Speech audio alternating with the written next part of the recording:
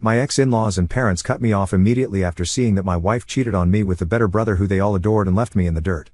But things seem to have gone south because they're all suddenly calling me nonstop, wanting to come see me because brother is leaving for another woman, so it's my responsibility to come take his place again because it's my duty as a man. I never thought I'd be sharing this story, but recent events have pushed me to a breaking point, and I need perspective from this community.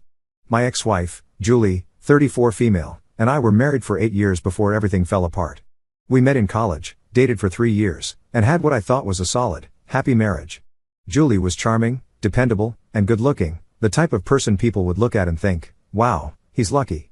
We shared common goals, she was always supportive of my career, and everything just felt right.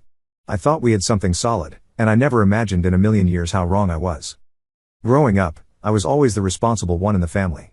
My parents would praise me for being the dependable, mature son who would make a good husband one day. On the other hand, my younger brother, Luke, was the golden child. He was handsome, charismatic, and the life of the party. My parents adored him, and it felt like everyone who met him was instantly charmed by him. But I never really thought about it too much because he was my brother, and I loved him. Sure, my parents always seemed to focus on him, but I just brushed it off as typical family dynamics. I thought the whole perfect son thing was just the way they saw him. Looking back, maybe I should have seen the warning signs. Luke was around us often because our families were close, and he and Julie got along well, too well, as it turns out. I came home early this one day from work because I wasn't feeling well. The house was quiet, and I noticed one of Luke's bags in the living room. At first, I thought he must have just come over to visit, but as I walked down the hallway, I could hear them talking in our bedroom. My heart sank, but I told myself to calm down, to not jump to conclusions. But when I opened the door and saw them, it was like my entire world just crumbled around me. I'll never forget the shock on their faces when they saw me standing there. It felt like I was stuck in a nightmare. I barely remember the confrontation. I think I was too shocked to process it all in real time. I left the house that day with whatever I could grab, and I didn't look back. That should have been the worst of it, but somehow, what happened afterward hurt even more. When I reached out to my parents, hoping they'd support me through the worst moments of my life, I was met with absolutely zero reaction. Instead of comfort, they gave me some patronizing speech about how marriages are complicated and how maybe I had pushed Julie away. They even suggested that Luke was doing her a favor by showing her real love. My own family acted like I was the one who had messed up, like I'd somehow driven Julie into my brother's arms. In the days that followed, things only got worse. Julie's parents, whom I'd grown close to over the years, took her side without question. They were completely charmed by Luke, treating him like the perfect addition to the family. I tried reaching out a few more times, but eventually, I got the message loud and clear. I was completely done. I was completely alone. Both families stood firmly behind Julie and Luke. I was disposable to them, easily replaced by someone they thought was better suited for the role of husband and son-in-law. The divorce process was quick and brutally cold. I couldn't bear to keep anything that reminded me of Julie or the life we'd shared, so I left most of it behind.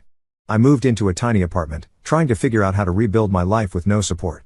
I lost nearly everyone in my social circle because, thanks to my family's influence and connections, Julie and Luke managed to paint me as the bitter, unstable one, and Luke as the one who saved Julie from me. But somehow, I got through it.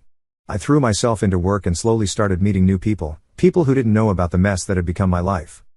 I found new friends, a couple of neighbors who were kind, and over time I began to rebuild. I'd always thought I needed my family to feel whole, but I learned that I could be okay on my own. I found the kind of strength and independence I didn't know I had. And even though it was incredibly hard, I was proud of myself for getting through it. Just as I was starting to find peace, things took a wild turn. Out of nowhere, my phone started blowing up with calls and messages from my parents, from Julie's family. At first, I ignored them, thinking it was some kind of sick joke or maybe just someone checking in because they felt guilty. But the calls kept coming, so I finally listened to one of the voicemails. What I heard left me absolutely floored. Luke had left Julie. He'd apparently met someone else, another woman who had caught his eye, and walked out on Julie without so much as a goodbye. And now, with Julie left heartbroken, both of our families were scrambling to put the pieces back together. And who did they think should fill in the spot Luke had left? Me, of course. I was the rightful husband, they said. They actually thought I should go back to Julie and take my place, as if I was some kind of backup plan waiting in the wings. The messages were full of emotional manipulation disguised as concern. At first, they were begging me to come back and forgive them, but then their texts started sounding insane.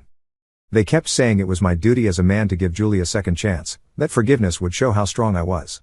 My dad even said it was a chance to prove my worth as a son, as if I hadn't already spent years bending over backward for this family that tossed me aside. Julie's family chimed in too, saying that she was lost without me and that I should come back to keep the family together. It was as if my own pain, my own betrayal didn't matter. All they cared about was keeping up appearances, as though I should somehow just forget that they'd all abandoned me. I have been so angry because of this. After everything I'd gone through, losing my family, my wife, my social circle, these people thought they could just call me back as if I owe them something, as if I hadn't been discarded and replaced like an old piece of furniture.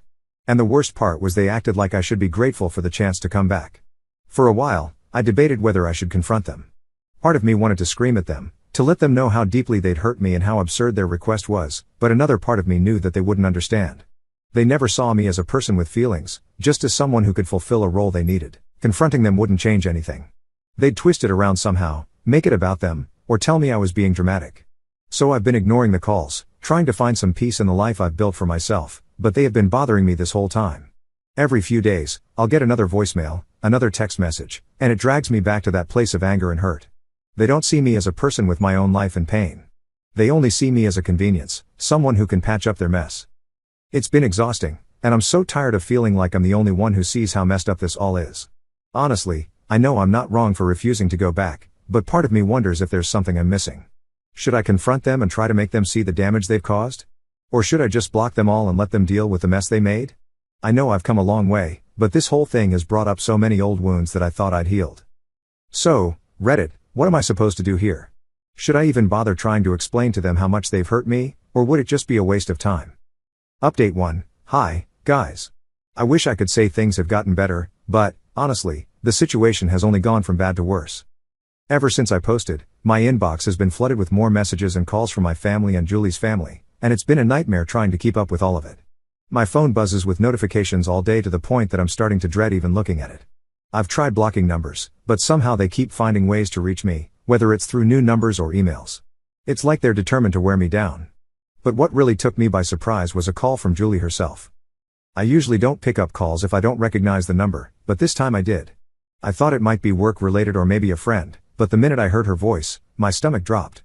It was Julie, and she immediately started in on what sounded like a pre-planned speech. She began by saying she was deeply sorry and that she realized she'd made some terrible mistakes. I could hardly believe the audacity of it all. She talked as if she had just forgotten to pick up milk on her way home, not destroyed our marriage by sleeping with my own brother. She kept going, saying we owed it to each other to work through this and that we had years of history together that shouldn't just be thrown away. Hearing her say that after everything she'd done was like a punch in the gut, the nerve to bring up our 8-year marriage as though it was something I was obligated to cherish. She said we both owed each other this chance to reconcile, to pick up the pieces, and see if we could find a way back to each other. I almost laughed out loud at the ridiculousness of it. It was as if she thought a few apologies could somehow erase the betrayal, the loneliness, and the utter devastation she'd caused me. She went on talking about how much she missed the stability we had and how she realized that now that Luke was gone, she truly wanted to settle down. The whole time, she kept using words like we and our life and our history as if she had any right to talk about us anymore. I just sat there completely stunned and barely managed to say anything because every word she spoke was just making me angrier and angrier. When I finally interrupted her and asked, "Why now? Why do you care now that he's gone?" She gave me some pathetic excuse about realizing what she'd lost and how she thought I'd be strong enough to move past it and take her back. Strong enough, as if strength had anything to do with putting up with her betrayal. After I hung up on her, the messages from my dad started pouring in even more relentlessly. They actually had the nerve to say that now that I had Julie begging for forgiveness, it was proof that she was sorry and that I should see this as some kind of victory or a sign that I should go back to her. My dad even said, "Isn't it enough that she's asking for a second chance?" It made my blood boil. They were talking as if Julie's pathetic attempt at reconciliation was something I should be grateful for, something that should make me feel validated or worthy. They seemed completely blind to the fact that I was the one who had been wronged, that I was the one who had been tossed aside like nothing. I kept wondering, how could anything be enough? How could a few words erase everything she'd done? Did they really expect me to just jump back into her arms and pretend that none of it had happened? Out of sheer frustration, I ended up calling Luke. I had no idea what I was even going to say to him. I just needed to get it out. He didn't pick up, so I left a voicemail telling him that this entire mess was his doing and that he should be the one dealing with it. I reminded him that he had broken apart my marriage and my life and that it was up to him to explain himself to our parents and to take responsibility. I was so furious that I ended up sending him an email too, just so that he couldn't ignore me. I laid it all out point by point, reminding him of every betrayal, every instance where he could have chosen to stop what he was doing but didn't. I was angry and hurt, and I didn't hold back. Of course, Luke never responded, typical. He'd caused this chaos, torn apart 2 families, and walked away without a second thought. And now he was off with some new woman, probably not even thinking about the destruction he'd left in his wake. He'd left me to deal with the fallout while he got to walk away scot-free, and here I was, fielding calls and emails from family members who still somehow believed that I was the one who could fix it all. It's like they couldn't grasp the idea that I wasn't some disposable piece they could just pick up and drop whenever they felt like it. One particularly awful call came from my uncle, who had always been one of the few people I trusted in my family. He was practically begging me to see reason and told me that people make mistakes and that real forgiveness means giving people another chance. He told me that as a man, it was my duty to be forgiving, to show grace in the face of hardship. I felt so betrayed, even by him. It was like he was saying that my pain, my heartache didn't matter as much as maintaining some false sense of harmony. I was so shaken up that I couldn't even respond. I just hung up and cried. I wish I could just cut them all off, but it's so hard. Despite everything, part of me still feels tied to them, still craves their acceptance or approval. I know it's not healthy, and I know they've shown me who they are, but I can't deny that it hurts. It's like a part of me is still that little boy who just wants his parents to love him unconditionally, even though I know now that they never truly will, and that realization is almost as painful as the betrayal itself. So here I am, feeling lost all over again. I thought I'd moved past this, that I managed to put the pieces of my life back together, but they keep dragging me back. Part of me wants to confront them, to tell them all exactly what I think of their so-called family values, but another part of me wonders if it's even worth the energy. They've shown me who they are, and I know deep down that no amount of explaining will make them see me for who I am or respect my boundaries. But it's hard to walk away completely when they keep pulling me back. Right now, I'm exhausted, mentally and emotionally. I feel like they're trying to erase everything I've worked for, every bit of peace I fought to find. I know I shouldn't let them get to me, but it's hard. It's so hard not to feel like I'm the one who's somehow in the wrong, even though I know logically that I'm not. Update 2. It's been a few weeks since I last tried to wrap my head around everything, and honestly, nothing has settled down. If anything, it feels like someone hit the gas pedal on the drama, and I'm just trying to hold on. The calls, texts, and emails from my family and Julie's family got so bad that I finally decided to cut them all off. I blocked their numbers, emails, and even their social media accounts. It wasn't an easy decision. I needed some kind of boundary, any boundary, because my head was spinning. For a few days, I actually felt like I'd won a small battle. My phone wasn't lighting up every 5 minutes with another attempt to guilt trip me. And for the first time in months, I could just exist without their noise in the background. But of course, that peace didn't last long. Nothing about this situation seems to let me breathe for long. A few days after blocking everyone, I came home from work tired and just wanting to crash, and there he was, my dad, just standing outside my apartment like it was the most normal thing in the world. My stomach dropped. I had never told him where I moved after the divorce, so the fact that he somehow tracked me down felt like a huge violation of my privacy. For a second, I thought about pretending I hadn't seen him and just turning around, but I knew that would only delay the inevitable. If I didn't face him now, he'd just keep coming back until I did. The whole thing was so classic dad, like a masterclass in emotional manipulation. He started talking about how the family was falling apart, that Julie was miserable, and that Luke's absence was a wound no one knew how to deal with. He kept saying how family is everything as if that meant I had some kind of obligation to fix everything just because we were related. He went on about how it was my duty to put the past behind us because that's what families are supposed to do. He even said Christmas was coming up, and it would be the perfect opportunity to all get together and make things right. I couldn't believe the nerve of it all. This was the same man who stood by while my wife and brother destroyed my life, and now he was asking me to be the one to patch things up. I felt like my head was going to explode. It was so frustrating, but it was also exhausting. I just stood there, trying my best to keep my composure while he went on and on about forgiveness and moving forward. By the time he finally left, I felt like I'd been wrung out like an old rag. It was such a painful reminder of where I stood in my family's priorities, definitely nowhere near the top. That wasn't even the worst of it. Not long after that little ambush, I got an email from Julie. I hadn't heard from her in a while, so when I saw her name pop up in my inbox, it felt like a slap in the face. Her message was short, but it was calculated. She said she understood why I was upset and hoped we could have a conversation to clear the air. Oh, and just to make it worse, she attached a picture of us from our wedding day. That picture used to make me smile, but now it made my stomach turn. I deleted the email without even thinking twice. There was no way I was going to let her back into my head like that, no matter how sorry she claimed to be. And then, just when I thought I'd seen it all, Luke reached out. His email came out of nowhere with the subject line "I'm sorry." For half a second, I thought, maybe this is it. Maybe he's finally going to own up to what he did. But no. His so-called apology was just a pile of excuses. He wrote about how he never meant to hurt me, how his relationship with Julie just happened because they were in love, as if that somehow made it okay. And if that wasn't bad enough, he actually had the audacity to say he hoped Julie and I could get back together. He said he was rooting for us to find happiness again, as if his blessing meant a damn thing to me anymore. I was so angry I could barely see straight. How do you even respond to something like that? Spoiler, you don't. I deleted his email just like I deleted Julie's. There was no point in engaging with someone who was so completely oblivious to the damage they had caused. It felt like they were trying to rewrite history, like nothing had really happened, like their actions had no consequences, but I wasn't about to let them gaslight me like that. These past few weeks have been some of the hardest of my life. The betrayal, the pressure to forgive, the constant manipulation, it's all taken a huge toll on me. Therapy has helped, but sometimes progress feels painfully slow. It's hard to see the light at the end of the tunnel when everything around you seems to keep pulling you backward, but I'm trying. If nothing else, this whole mess has taught me how important it is to put myself first, even when everything else is screaming at me to do the opposite.